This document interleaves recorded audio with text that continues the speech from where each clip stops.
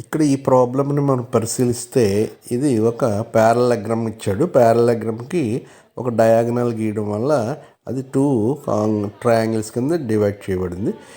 ఈ డయాగనల్ ఈ ఈ దీనికి ఎలా అనిపిస్తుందంటే 2 ప్యారలల్ లైన్స్గా మనం పీక్యూని ఆర్ఎస్ని ప్యారలల్ లైన్స్ అనుకున్నట్టయితే దాన్ని ట్రాన్స్వర్సల్గా మనం ఈ పిఆర్ని డయాగనల్ తీసుకోవచ్చు.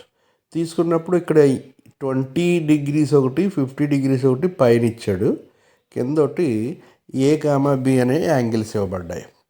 సో 2 ప్యారలల్ లైన్స్ని ట్రాన్స్వర్సల్ కట్ చేసినప్పుడు పీక్యూ ప్యారలల్ టు ఎస్ఆర్ అని తీసుకున్నప్పుడు ఇది ట్రాన్స్వర్సల్గా భావిస్తే మనకి ఆల్టర్నేట్ ఇంటీరియర్ యాంగిల్స్ ఈక్వల్ కదండి. అంచేత ఏ ఈజ్ ఈక్వల్ టు 20 అవుతుంది, బి ఈజ్ ఈక్వల్ టు 50 అవుతుంది. ఈ విధంగా నిర్ణయించవచ్చు.